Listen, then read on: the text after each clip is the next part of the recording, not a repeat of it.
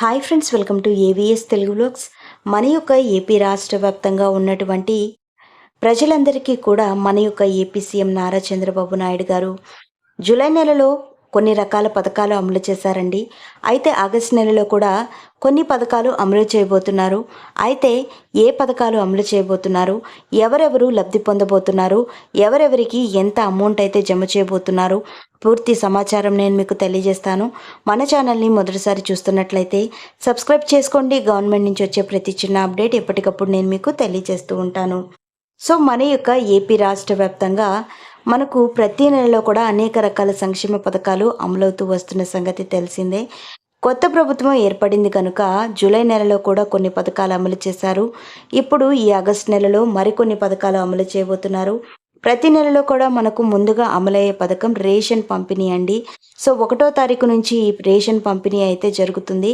So మనం గతంలో చూసుకున్నట్లయితే రేషన్ పంపిణీలో మనకు బియ్యం, చక్కెర మాత్రమే ఇచ్చేవాళ్ళు.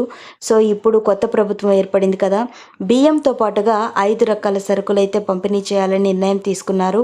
సో ఏ సరుకులు ఇవ్వబోతున్నారు చూసుకున్నట్లయితే బియ్యం, చక్కెర, కందిపప్పు, రాగులు, జొన్నలు. కొన్ని ప్రాంతాల్లో మాత్రమే జొన్నలు అయితే పంపిణీ చేస్తున్నారు. రాయలసీమ అటు సైడ్ మాత్రమే గోధుమ పిండి, ఇవన్నీ కూడా పంపిణీ చేయాలని ఏపీ సీఎం నారా చంద్రబాబు నాయుడు గారు నిర్ణయం తీసుకున్నారు.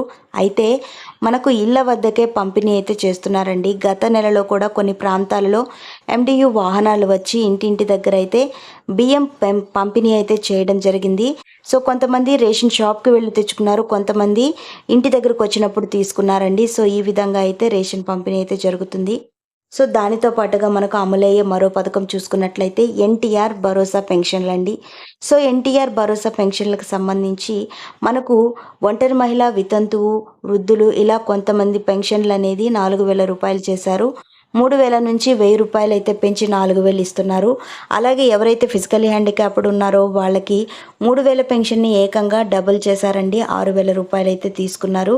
సో ఈ పెన్షన్లకు సంబంధించి మన యొక్క ప్రభుత్వం వారు ఈ నెలలో అంటే ఆగస్టు నెలలో కూడా ఈ పెన్షన్లు అనేది ఇస్తారు. కొంతమంది పెన్షన్లు అయితే తీసివేసినట్లు మనకు సమాచారం అయితే వస్తుంది.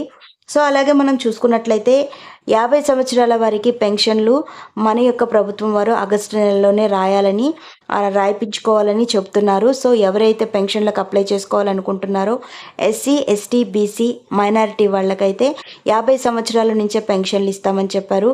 అయితే సీఎం చంద్రబాబు నాయుడు గారు బీసీలకు మాత్రమే అని చెప్పారు. తర్వాత మళ్ళీ ఎస్సీ, ఎస్టీ, బీసీ, మైనారిటీలకి అని అంటున్నారు. సో చూడాలి దీనికి సంబంధించిన విధి విధానాలు, దీనికి ఏ డాక్యుమెంట్స్ కావాలి, పూర్తి వివరాలు మనకి ఆగస్టు నెలలోనే విడుదల చేస్తారు. అలాగే మనకు తర్వాత అమలు కాబోయే పథకం చూసుకున్నట్లయితే ఆడబిడ్డ నిధి అండి.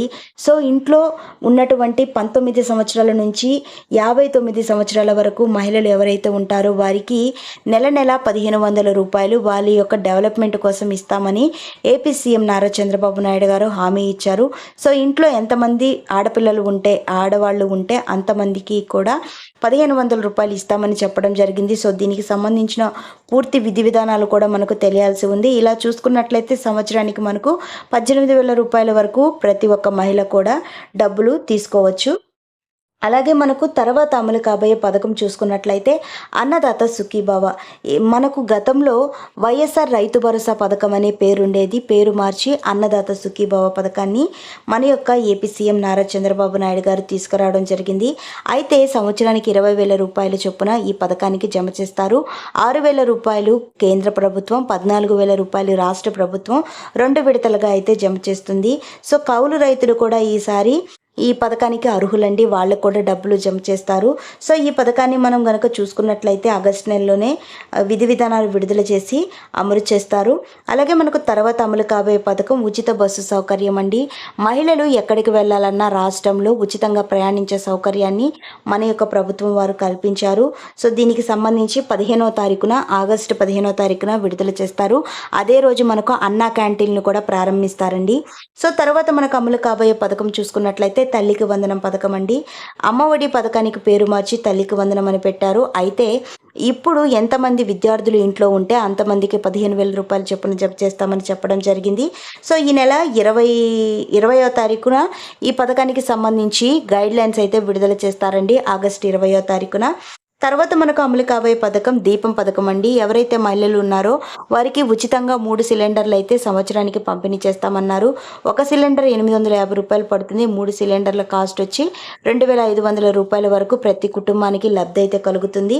సో ఈ పథకాన్ని దీపం పథకంలో భాగంగా ఉండాలి. మహిళలకు మాత్రమే ఈ పథకాన్ని 24వ తేదీ లోపలైతే ప్రారంభించేస్తారు. అలాగే విధి విధానాలు, కావలసిన అర్హతలు కూడా విడుదల చేస్తారు. తర్వాత మనకు అమలు కాబోయే పథకం చూసుకున్నట్లయితే యువగలమండి. ఎవరైతే డిగ్రీ ఆపై చదువులు చదివి ఇంట్లో ఖాళీగా ఉంటూ ఉద్యోగాలు లేక ఉన్నారో అలాంటి వారందరికీ నిరుద్యోగ భృతి కింద 3,000 రూపాయలు అయితే పంపిణీ చేస్తారు. సో మనకు 28వ తారీఖున ఆగస్టులో ఈ పథకాన్ని విధి విధానాలు విడుదల చేసి వీళ్ళందరికీ ఏ విధంగా డబ్బులు పంపిణీ చేస్తారు, ఎవరెవరు అర్హులు, పూర్తి వివరాలు అయితే మన యొక్క ప్రభుత్వం వారు తెలియజేస్తారు. సో ఫ్రెండ్స్, చూసారు కదా, ఇదండి మనకు వచ్చినటువంటి లేటెస్ట్ అప్డేట్. ఆగస్టు నెలలో అమలయ్యే పథకాలు. మరిన్ని వివరాల కోసం, మరిన్ని అప్డేట్స్ కోసం మన ఏవిఎస్ తెలుగు వ్లాగ్స్ ఛానల్ని సబ్స్క్రైబ్ చేసుకొని లైక్ చేయడం మర్చిపోకండి.